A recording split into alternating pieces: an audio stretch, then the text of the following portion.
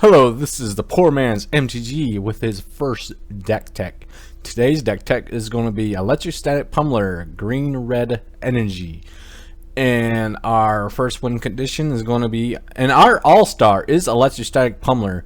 When it reads, when Electrostatic Pummeler enters the battlefield, you get 3 energy counters. Pay 3 energy counters. Pummeler gets +X until the end of turn. It's basically doubles in size every time. So if you play, let's say, larger than life, which gives the creature +4/+4 and trample, he becomes a 5/5 creature. And every time you pump him, pay 3 energy, he doubles his attack. So it'd be 10/10, 20/20, 40/40, etc. It gets very out of hand very quickly, and we play 2 larger than lives. Now, I'm debating run 2 Crash of the Ramparts. Sorry about it not displaying its artwork, but I am recording from Xmage, which is free, and MTGO, charges for the initial program. If they decide to make that for free, I wouldn't mind getting into it, but I also pay for cards in real life, so it's hard to pay for both. And we got 2 Invigorated Rampage.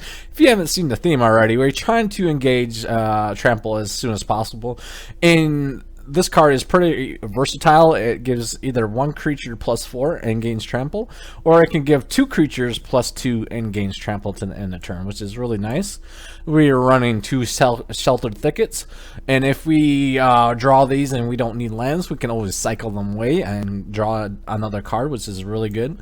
And 4 Rootbag Crags are coming back. The check lands are really great. They're going to replace our, I guess, what I call reveal lands, where you play them and you reveal a mountain or a forest, and they don't tap. We're running 30 Harness Lightnings for not only removal, but energy. Just remember, if you really need energy, you don't have to target any creature, and you just gain +3.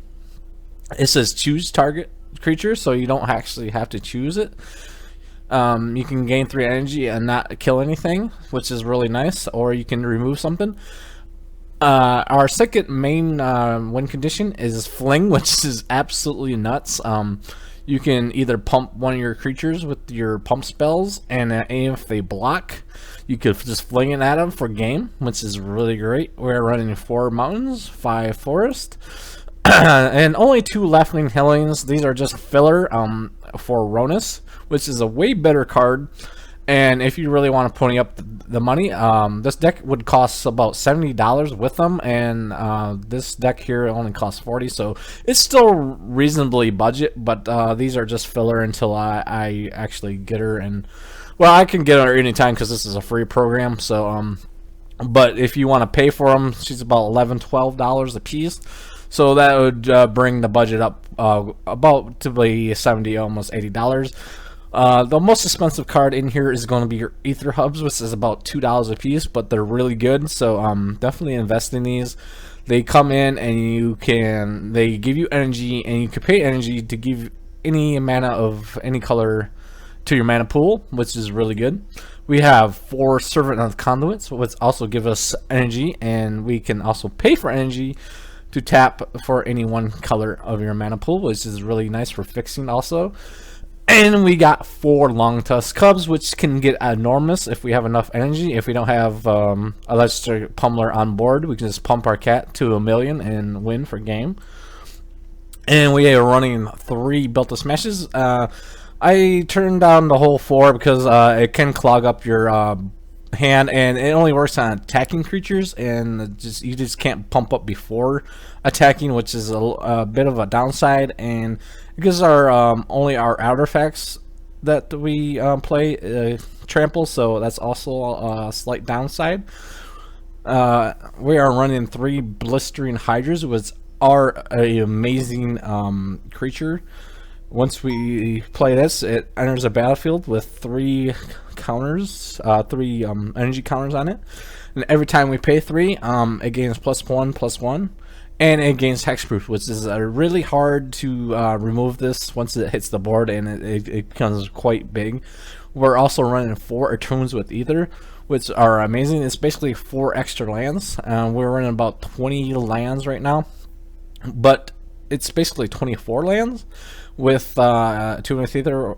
This actually build is only running 19 lands, but we have 4 Attune with Ether, so we can fetch these lands pretty easily, and we don't really need to have exactly 20 or 22 even for the aggro, since we can just always pay for this. It gives us +2 energy also, which is really nice. We're also running 4 blessing defenses, because this is probably the best one drop that green red has. It gives us target creature +2/+2 and gains hexproof, so you can protect it from removal, like a braid or a shock or fatal push, which is also popular in standard right now. And also you completely pump your creatures if you feel desperate and you're really close to victory or something like that. We also run 3 volcanic brawlers, which come in when they come into the battlefield. They get 2 energy, which is really good. And whenever a volcanic brawler attacks, you may pay 1 energy. If you do, you get +1/+1 to end turn, and it gains trample.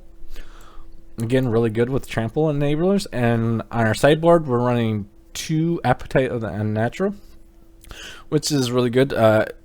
Not only to destroy an artifact or enchantment, but it gives you 2 life. This is probably the best way we can get rid of enchantments and artifacts. We're also running a sideboard of another Crash of the Ramparts. The reason we're not running 2 in the main board because it costs 3, but we can definitely probably fit it in there if you're you know, your Built to Smash is not really working, because this is instant and it doesn't have to be attacking to work. So definitely a really good. And I'm not too sure if I'm really going to play this particular card, but it's quite decent.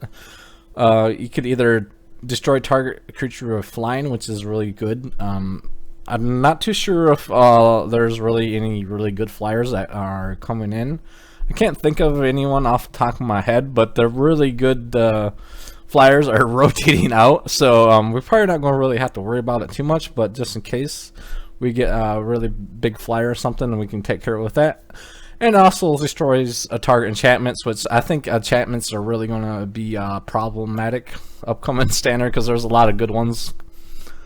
And we're running 3 braids, which is really good. With there's a lot of artifacts still roaming around. You can get rid of a Gear Hulk and some creature that also is in your way for victory, because it has deals 3 damage to target creature, which is really good for removal. And either or, it can destroy an artifact. So a very versatile card.